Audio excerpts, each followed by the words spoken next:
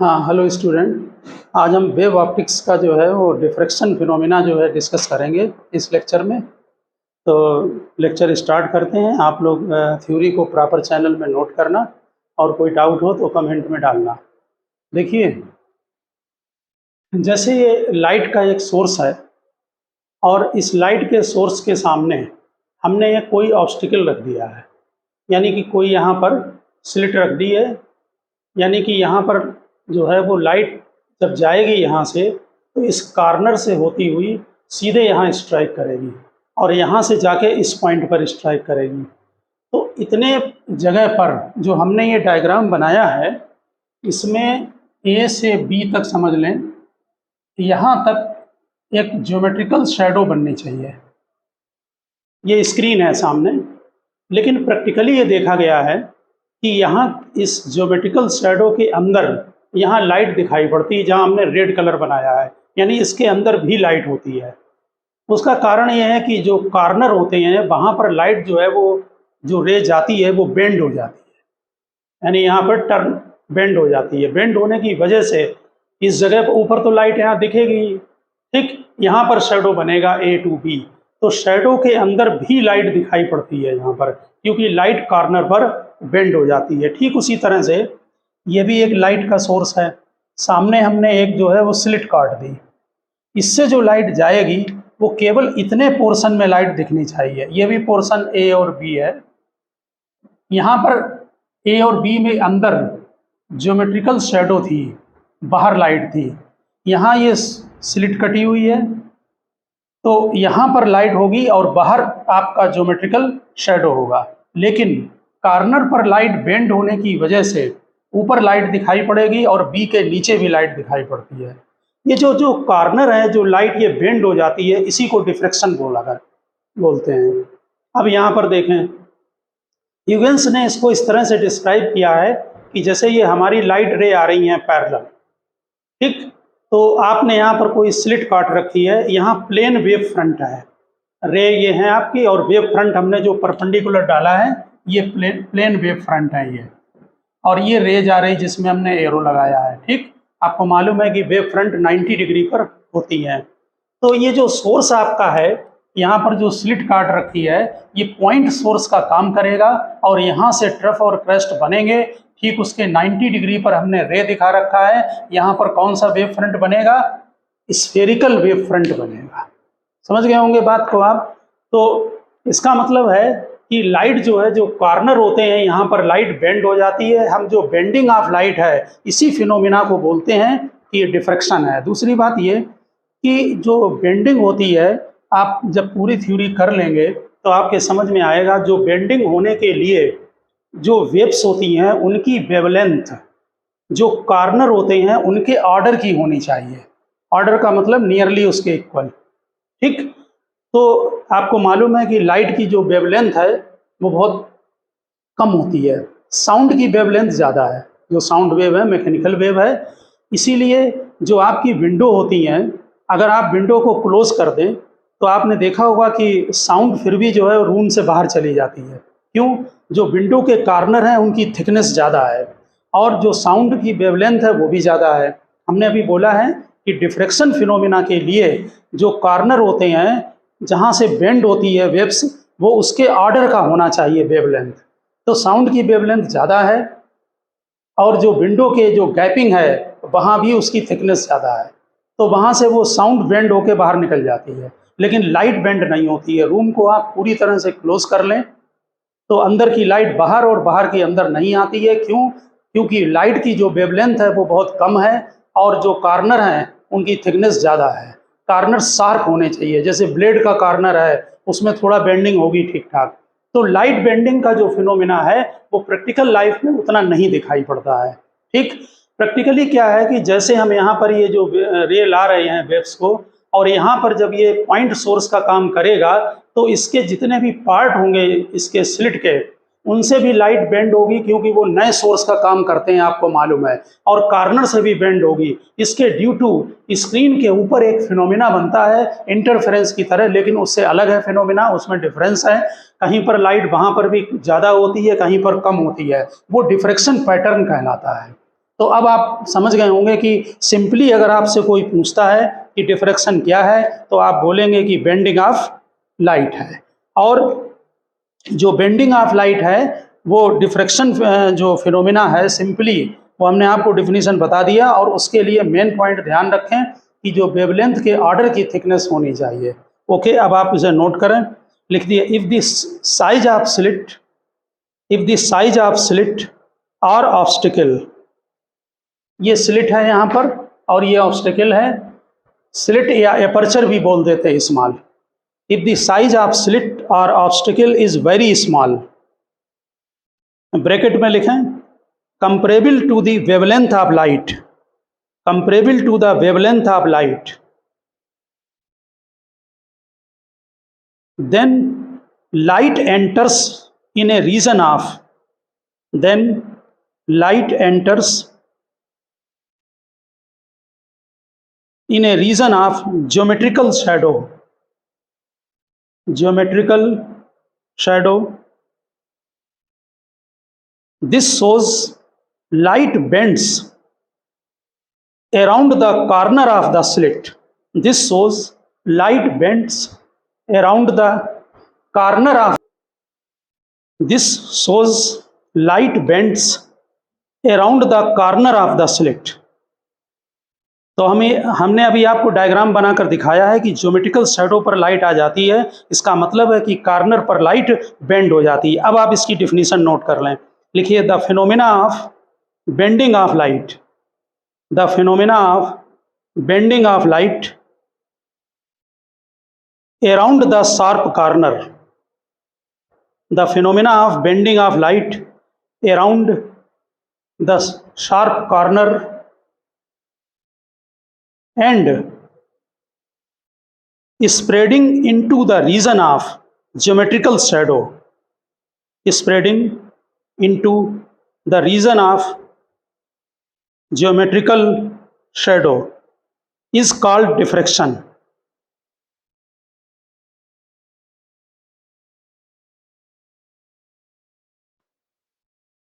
ठीक है, डिफिनीशन आप यही नोट करना।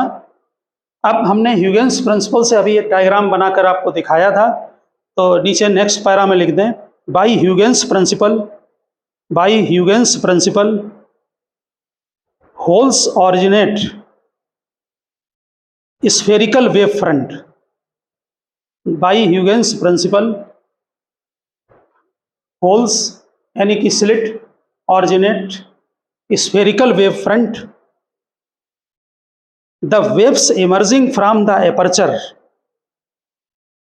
the waves emerging from the aperture, aperture मतलब स्लिट है, the waves emerging from the aperture move not only straight but also bend, but also bend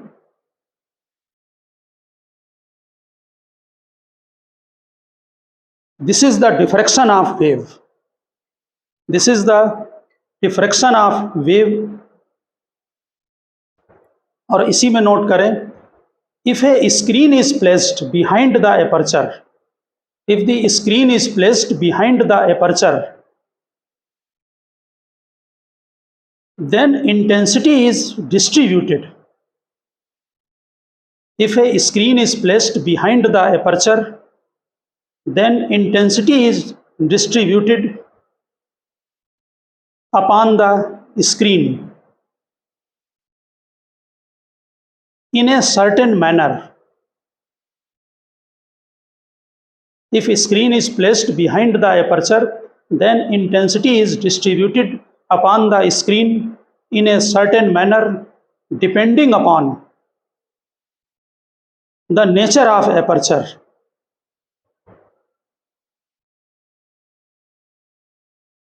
the intensity distribution upon the screen, the intensity distribution upon the screen is called diffraction pattern, is called diffraction pattern। The intensity distribution upon the screen is called diffraction pattern.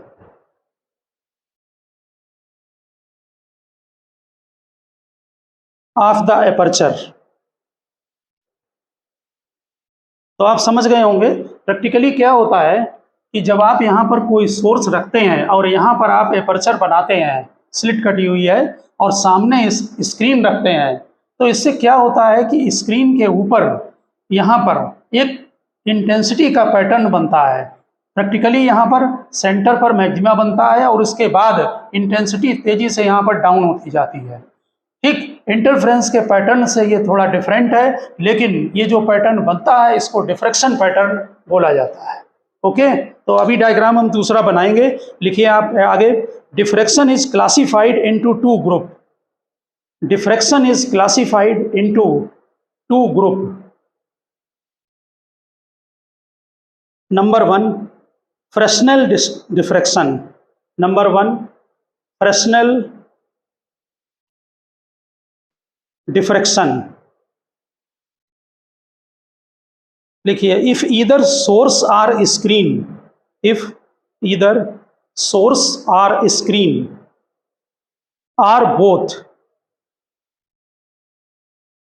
Are at finite distance, if either source or screen or both are at finite distance from the diffracting device, if either source or screen or both are at finite distance from the diffracting device, then diffraction is called Fresnel type. Then diffraction is called Fresnel type.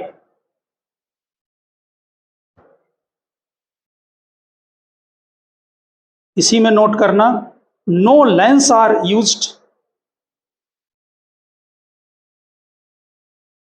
No lens are used and incident wave front is either spherical or cylindrical. Incident wave front is either spherical और cylindrical. ये point जो last में दो line दिखाई हैं इनको ध्यान रखना, क्योंकि सेकंड वाले से इसका डिफरेंस भी इसमें लिया जाता है। तो फ्रेस्नेल क्या है, उसमें या तो सोर्स, यहाँ आप इसके नीचे आप डायग्राम बनाएं, ये लाइट का सोर्स है और ये आपकी स्लिट है और ये स्क्रीन है, इसमें सोर्स और ये स्लिट कटी हुई है और ये स्क्रीन है, ये पास में होगा। मेन चीज ये इनफाइनाइट पर नहीं है। आप डिफिनीशन पर ध्यान दें, if either source or screen या दोनों or both are at finite distance, यानी फाइनाइट डिस्टेंस पर रखे हों, ठीक, तब हम जो पैटर्न बनता है डिफ्रैक्शन का उसे फ्रेस्नेल टाइप बोलते हैं। ठीक, स्पेलिंग FRESNEL, फ्रेस्नेल डिफ्रैक्शन। इसमें कोई लेंस नहीं लगेगा और नेचुरल है कि यहाँ जो पॉइंट सोर्स है या सिलिंड्रिकल सोर्स रखेंगे तो यहाँ से जो वेव फ्रंट जाएंगे वो कैसे होंगे, स्फेरिकल होंगे। इसलिए उन्होंने लिखा है कि यहाँ स्फेरिकल वेव फ्रंट या सिलिंड्रिकल वेव फ्रंट यूज होगा और कोई लेंस का यूज नहीं है। सेकंड लिखें, फ्रॉनहोफर डिफ्रैक्शन। फ्रॉनहोफर FRAUNHOFER,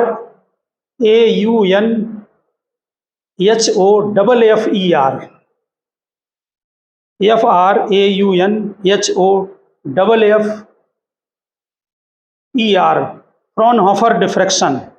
लिखिए, if both source and screen are, if both source and screen are at infinite distance from the diffracting device, are at infinite distance from the diffracting device,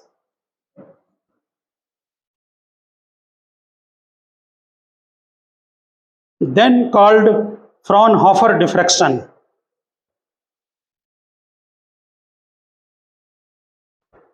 In this case, incident wave front is plane if both source and screen are effectively at finite distance from the diffracting device, then called Fraunhofer diffraction, incident wave front is plane. देखिए, इसमें इसको समझने की कोशिश करें। जैसे ये आपका एपर्चर है, स्लिट है, अगर सोर्स इनफाइनाइट पर होगा तो रे कैसी आएंगी? पैरेलल आएंगी। और इफेक्टिवली वर्ड को ध्यान रखना, ये रे यहाँ पर पैरेलल आएंगी और आपने रखा तो स्क्रीन पास में है, लेकिन क्या करते हैं कि यहाँ एक लेंस रख देते हैं जिससे जो रे पैरेलल यहाँ पर आती हैं वो इसको यहाँ पर फोकस पर सेंट्रलाइज्ड कर देती हैं। देखिए, इस बात को समझने की कोशिश करें। आपकी डिफिनीशन में नोट है फ्राउनहोफर में, if both source and screen are effectively at infinite distance. यहाँ पर सोर्स इनफाइनाइट पर है, इसीलिए रे पैरेलल आ रही है, ठीक। लेकिन और कह रहे हैं कि स्क्रीन भी इनफाइनाइट पर हो, लेकिन यहाँ लेंस को रखकर, रे तो पैरेलल थी, इसको सेंट्रलाइज्ड कर लेते हैं जिससे इफेक्टिवली ये इनफाइनाइट पर हो गया। समझ गए ना बात? तो ये आप फ्राउनहोफर के नीचे डायग्राम बना लें और उसमें स्क्रीन, ये आपका सोर्स इंफिनिटी पर है, एपर्चर है और ये स्क्रीन है। स्क्रीन यहाँ पर ये एपर्चर है और सोर्स इनफाइनाइट पर है, सोर्स एट इनफाइनाइट, और ये लेंस रखा हुआ है। यानी हम इफेक्टिवली इनफाइनाइट वर्ड इसलिए यूज करते हैं कि इफेक्टिवली इनफाइनाइट पर है, लेंस को रखकर हम उसको कन्वर्ज कर लेते हैं। अब आप इसके बाद डायग्राम बनाएं, हेडिंग डालें पहले, Fraunhofer diffraction by single slit, और इसका हम डेरिवेशन करेंगे। Fraunhofer diffraction by single slit, Fraunhofer diffraction by single slit. देखिए, हमने इसका डायग्राम नीचे बना रखा है, इसको समझने की यहाँ पर कोशिश करें। ये पॉइंट सोर्स है, यहाँ से जो रे जा रही हैं लेंस को रखकर इनको पैरेलल कर लिया गया है। तो है तो सोर्स पास में, और हमारे सिलेबस में फ्राउनहोफर ही है, ध्यान रखना, है तो सोर्स पास में, लेकिन हमने रे को पैरेलल बनाकर इफेक्टिवली सोर्स को इनफाइनाइट पर कर दिया। लेंस ने इनको पैरेलल कर दिया रेज को। सोर्स नेचुरल है कि इसके फोकस पर होगा, अब सोर्स आपका इफेक्टिवली इनफाइनाइट पर हो गया। और फिर एक लेंस को लगाकर सामने एक स्क्रीन रखते हैं, ये स्क्रीन है।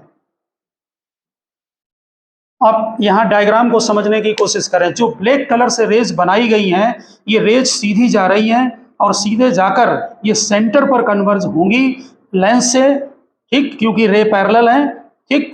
और जो यहाँ पर, जो कि इनके जो इस जगह पर जब कन्वर्ज होंगी तो यहाँ पर मैक्सिमा बनेगा, क्योंकि लाइट इंटेंसिटी यहाँ पर मैक्सिमम होगी, बिल्कुल ठीक इंटरफेरेंस की तरह, क्योंकि इनमें कोई फेज डिफरेंस नहीं होगा, ठीक। इसके बाद अदर पॉइंट लिया, कोई जनरल पॉइंट स्क्रीन के ऊपर पी पॉइंट, इसमें रे जो है वो यहाँ से बेंड होकर भी जाएंगी और डायरेक्ट भी जाएंगी। और एक बात ध्यान रखना, ए बी के अंदर ये वेव फ्रंट एक एक पॉइंट नए सोर्स का काम करेगा, उनसे भी सेकेंडरी वेवलेट्स निकलेंगी, उनके ओवरऑल सुपरपोजिशन से यहाँ पर एक जनरल पॉइंट हम स्टडी करेंगे कि यहाँ पर मैक्सिमा या मिनिमा क्या बनेगा, ठीक। यहाँ पर हमने ए से परपेंडिकुलर डाल दिया। थ्योरी लिखते समय आप बिल्कुल जैसे इंटरफेरेंस में किया है, ए एन क्या है, परपेंडिकुलर है इस वाली रे पर, ठीक। और थीटा यहाँ से एंगल है, ये भी थीटा होगा। यहाँ से एक और अगर हम रे बनाते हैं यहाँ से बेंड करके, ये वाला, ये भी एंगल थीटा होगा, ठीक। और ये हमारा बी से एन तक पार्ट डिफरेंस होगा, बी एन, ठीक वैसे ही जैसे हमने इंटरफेरेंस के डेरिवेशन में किया था। इसलिए इंटरफेरेंस का डेरिवेशन आपको इसके पहले आना चाहिए। तो नोट करें, नीचे लिखिए, by rectilinear propagation of light, by rectilinear propagation of light, A sharp bright image, A sharp bright image of slit is expected at the center O. By rectilinear propagation of light, a sharp, bright image of light is expected at the center O of the screen. एक light straight line में चलती है तो rectilinear propagation की theory से हमें सीधे सीधे ये जो स्लिट कटी हुई है इसका एक लाइट स्पॉट यहाँ सेंटर पर दिखना चाहिए, लेकिन वो नहीं दिखता है, यहाँ एक डिफ्रैक्शन पैटर्न दिखता है. But if the width of the slit, फिर देखिए बार बार ये पॉइंट आएगा, if the width of the slit is of the order of wavelength, if the width of the slit is of the order of wavelength of light, then we get a diffraction pattern on the screen. If the width of the slit is of the order of wavelength of the light, then we get a diffraction pattern on the screen. It is found. It is found. नीचे लिखे number 1. Practically यहाँ देखा गया है कि बीच में maxima बनता है डबल ब्रिथ का, और उसके बाद फिर मिनिमा और मैक्सिमा कंटिन्यूअस बनते हैं. इट इज फाउंड, नीचे लिखे first point, central maxima possesses a width of 2 times. Central maxima possesses a width of 2 times that of secondary maxima.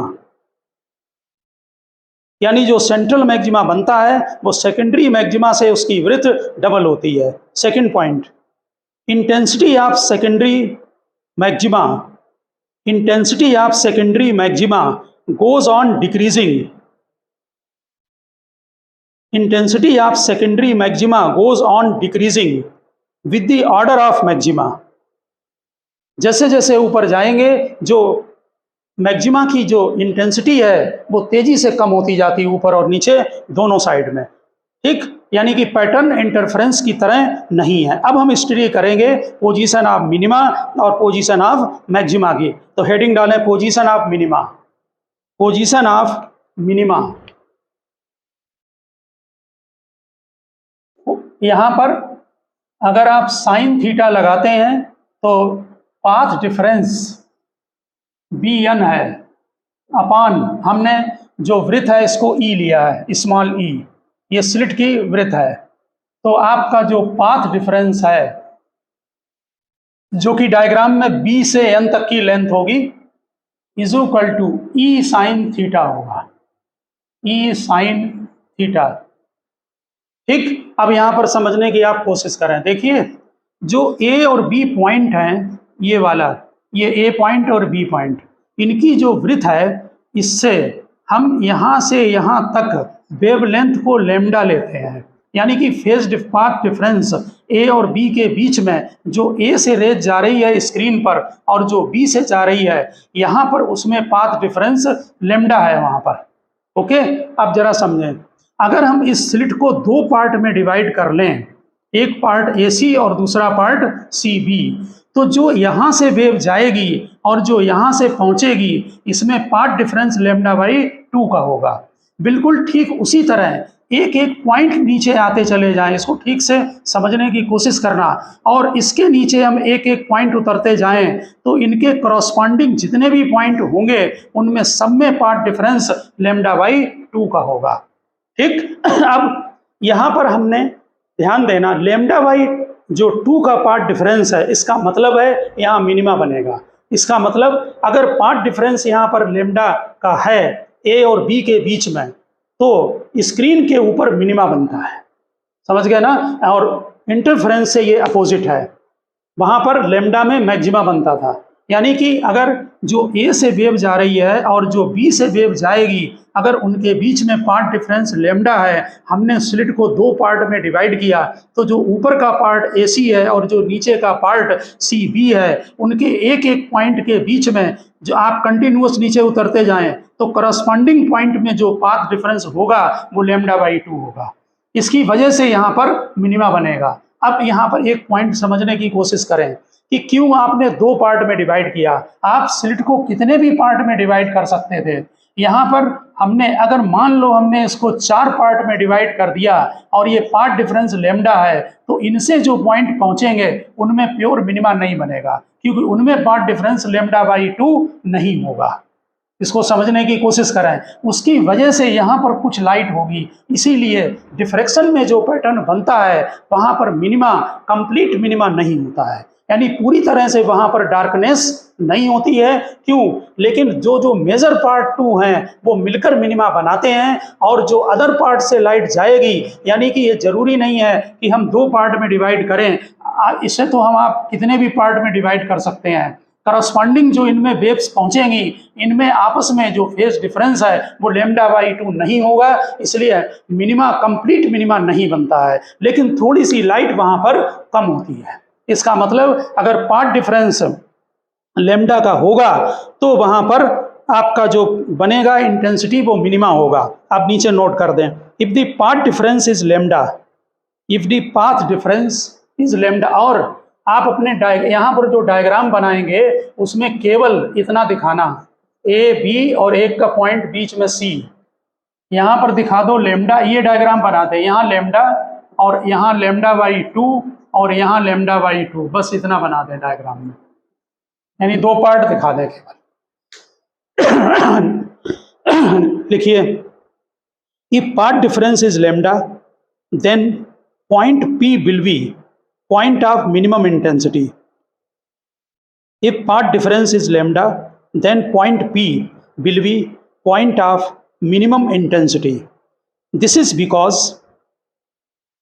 whole wave front can be assumed, whole wave front can be assumed to divided into two equal part, divided into 2 equal part. Path difference between the secondary waves, path difference between the secondary wave from A and C, path difference between the secondary wave from A and C reaching point P will be lambda by 2, will be lambda by 2. So each part of AC, हमने बिल्कुल describe कर दिया है, each part of AC will be lambda by 2 out of phase with BC, lambda by 2 out of phase with BC. Hence we find destructive interference. Hence we find destructive interference.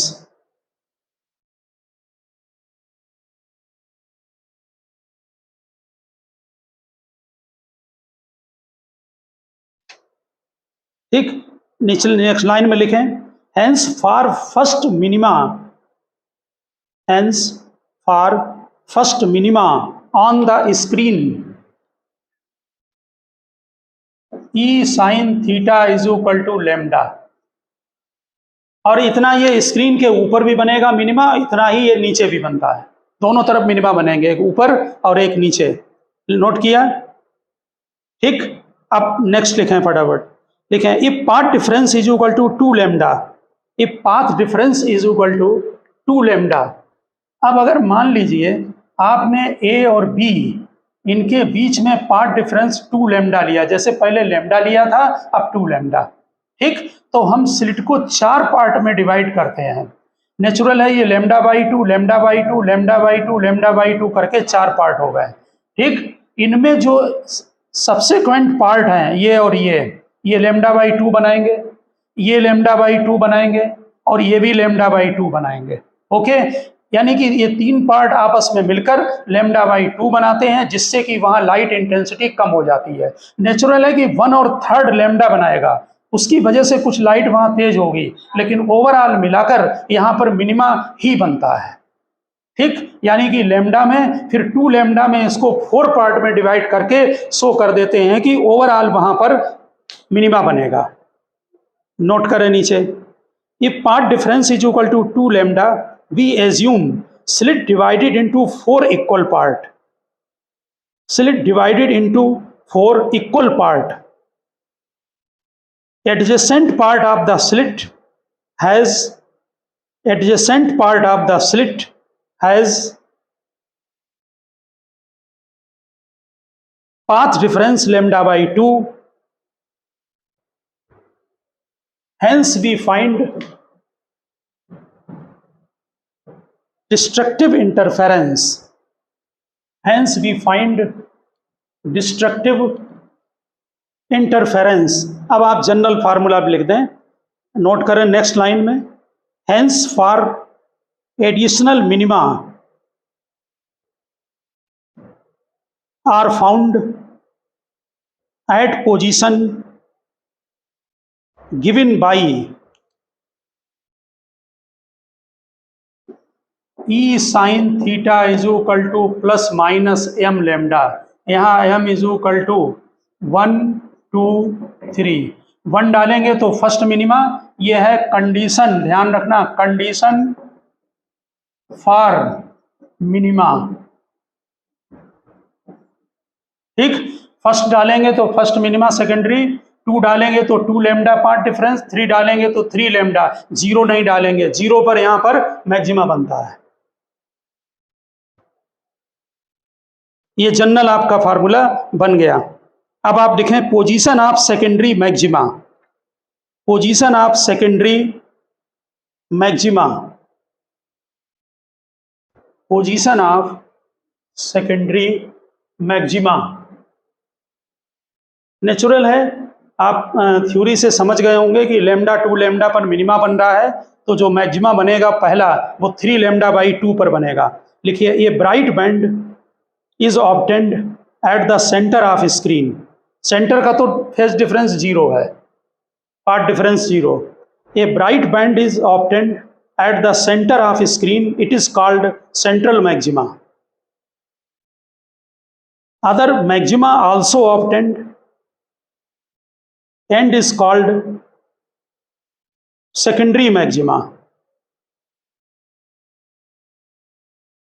If the path difference between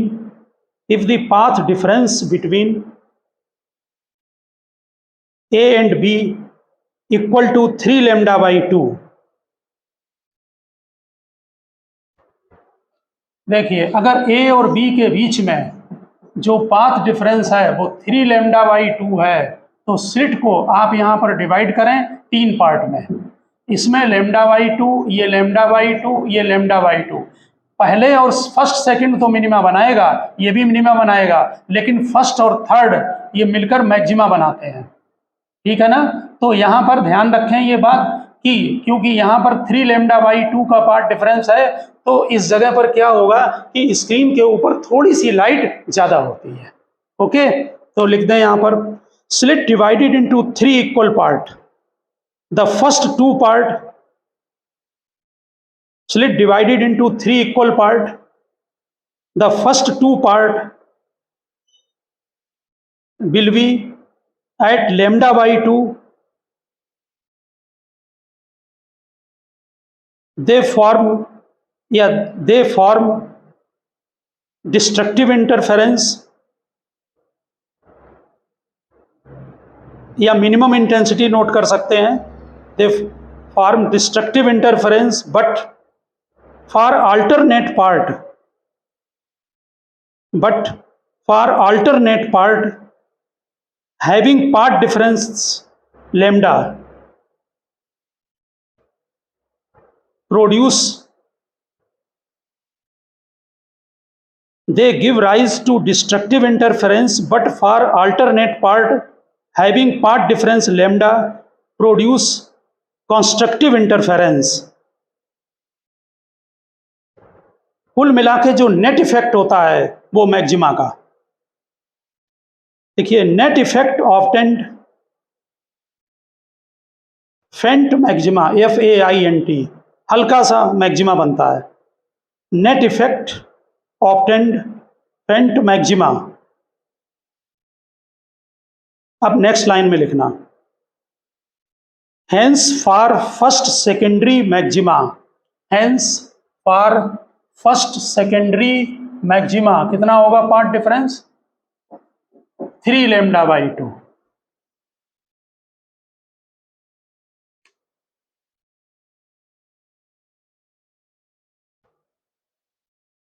देखिए for similarly for second secondary maxima, similarly for second secondary maxima. अब आप general बना लें, अगला secondary के लिए बनना चाहिए, ये 3 लैम्डा बाई 2 है, अगले के लिए क्या बनेगा e sine theta is equal to 5 lambda by 2।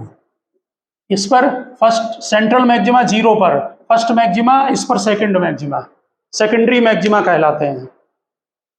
तो जनरल फार्मूला क्या बना, लिखिए hence for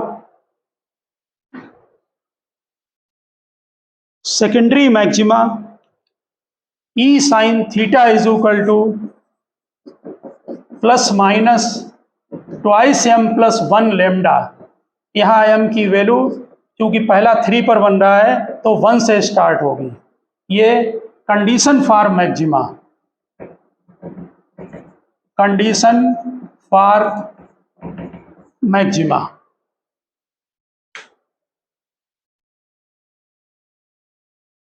condition for maxima.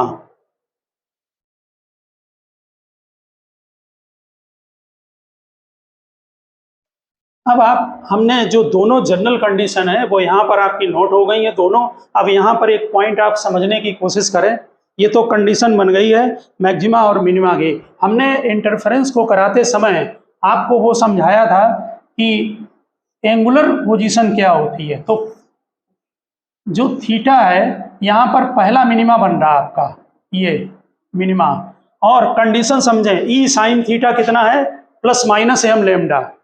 तो जो पहला मिनिमा आपका ऊपर बनेगा, इसकी जो एंगुलर पोजीशन है वो कितनी होगी, यहाँ पर एंगुलर पोजीशन का मीनिंग है कि साइन थीटा, और एंगल स्मॉल होता है तो हम साइन थीटा को सीधे थीटा लिख देते हैं। जरा ध्यान दें, जो स्क्रीन के ऊपर पहला मिनिमा बन रहा है उसकी कंडीशन है e sine theta is equal to lambda. तो नीचे लिखें उसी में angular position of minima, angular position of minima. देखिए फर्स्ट मिनिमा के लिए ये बनेगा lambda by e sine theta, तो इसी को हम डायरेक्ट थीटा भी लिख सकते हैं, लैम्डा बाई ई। ठीक, यहां से आ जाएगा, ई ब्रेथ है स्लिट की। ठीक, अगला वाला कहां पर बन रहा है 2 लैम्डा बाई ई। ठीक, एंगुलर पोजीशन। तो एंगुलर पोजीशन ये फर्स्ट मिनिमा की है। सेकंड के लिए ये थीटा 1 थीटा 2 कर दे रहा है, 2 लैम्डा बाई ई बनेगी। ये हो गया सेकंड मिनिमा। तो जनरल कंडीशन आप यानी कि कहां कहां पर मिनिमा मिलेंगे आपको, पहला मिनिमा लैम्डा बाई ई, दूसरा 2 lambda by e, next 3 lambda by e, ऐसे मिनिमा मिलते चले जाएंगे। ठीक, आप इससे फार्मूले से बना लें, इजिली बन जाएगा।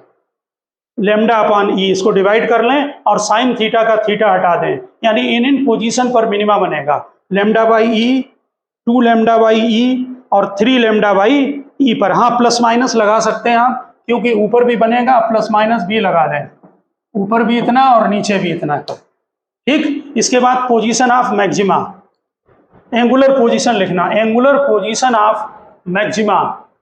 तो आप इस फार्मूले से समझ जाएंगे एंगुलर पोजीशन मैक्सिमा की क्या कहां पर होगी। एम को 1 डालें तो 3 लैम्डा बाई 2 पर। तो e sine theta is equal to 3 lambda by, यहां पर एम की जगह 1 डाल दें तो इस जगह पर, ठीक है ना। तो यहां पर आपने जो फार्मूला नोट किया है ये 2m प्लस 1, इसमें लैम्डा बाई 2 लगेगा, वो नहीं लगाया, यहाँ पर लैम्डा बाई 2 लगाएं क्योंकि ऑड नंबर आ रहे हैं ना। तो वहाँ पर चेक करें, लैम्डा बाई 2 करें यहाँ पर आप लोग। यहाँ पर e sine theta is equal to पहली पोजीशन 3 लैम्डा बाई 2 पर, तो थीटा कितना हो गया 3 लैम्डा बाई 2 ई। ये क्या बनेगा first angular position of first maxima. ठीक, इसके बाद नेक्स्ट मैक्सिमा की कहां पर बनेगी position? Angular position of second maxima 5 lambda upon 2e। Angular position of second maxima. ठीक, और इसमें प्लस माइनस भी लगाएं, तो हम यहां अलग से भी लिख दे रहे हैं, फर्स्ट मैक्सिमा की position 3 lambda upon 2e plus minus 5 lambda upon 2e, ऐसे करके मैक्सिमा बनते चले जाएंगे। ठीक है ना? मिनिमा और मैक्सिमा ध्यान रखना।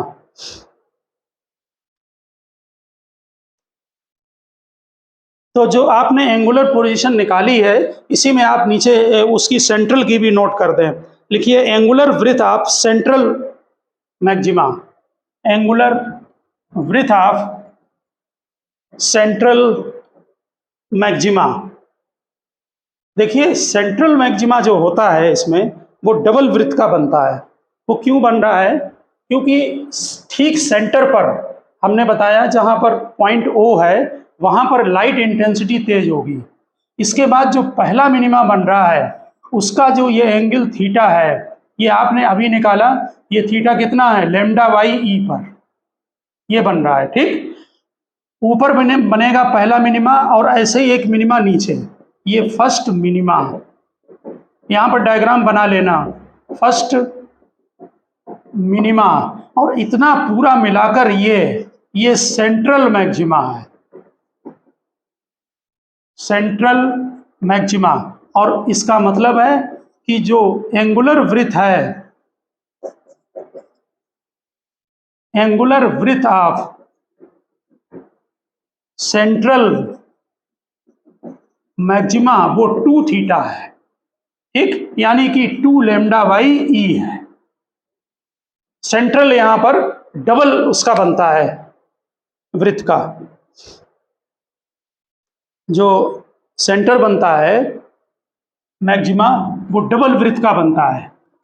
अब आप यहां पर ये बात समझ लें कि जो इंटेंसिटी यहां पर बनती है, डायग्राम इंटेंसिटी का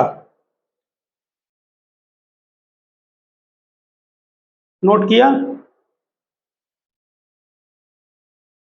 नीचे यहां पर हेडिंग डालें इंटेंसिटी डायग्राम,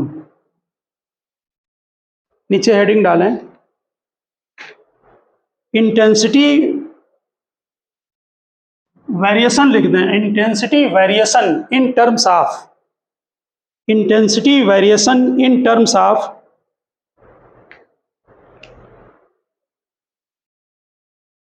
पाथ डिफरेंस।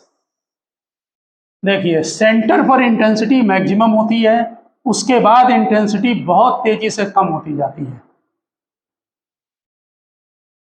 आप कंडीशन यहां पर निकाल चुके हैं। यहां पाथ डिफरेंस 0 है, पहला लैम्डा बाई ई पर है, ये 3 लैम्डा बाई ई पर है, ये फर्स्ट मिनिमा, ये फर्स्ट मैक्सिमा, फिर सेकंड मिनिमा 2 लैम्डा बाई ई पर।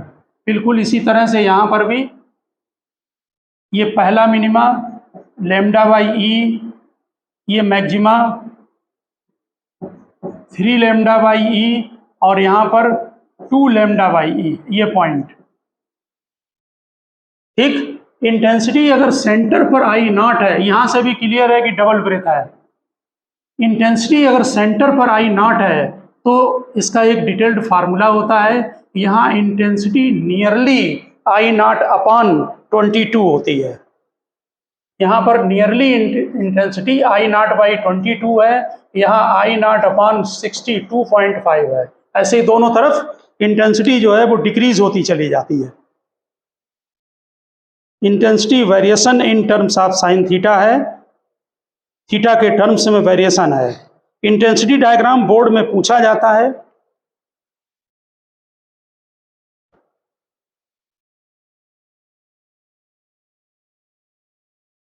ठीक है ना?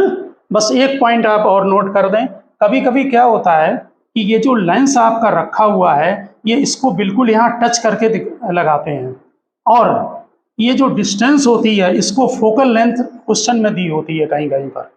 ठीक है ना? तो इसमें ये लोग क्या करते हैं कि आपने जो साइन थीटा जैसे निकाला फर्स्ट मिनिमा के लिए लैम्डा बाई ई, इसी को थीटा लिखते हैं और इसी को टेन थीटा कर देते हैं, क्योंकि थीटा अगर स्मॉल है तो sine theta tan theta equal होते हैं। ध्यान देना कि जब टेन थीटा हम यहाँ लिखते हैं तो यहाँ से टेन थीटा बनाते हैं इसको, ये वाला एंगल, तो tan theta perpendicular upon base. तो यहाँ पर जो परपेंडिकुलर वो स्क्रीन पर डिस्टेंस है और बेस को फोकल लेंथ ले लेते हैं। ठीक, अब अलग अलग हमने जो ये कंडीशन बनाई है टेन थीटा की, ये फर्स्ट मिनिमा के लिए बनाई है, क्योंकि फर्स्ट मिनिमा जो है वो लैम्डा बाई ई पर है। अगर सेकंड पर है तो 2 लैम्डा बाई ई का इक्वल कर देना, यहाँ एफ लिख देना focal length of the lens.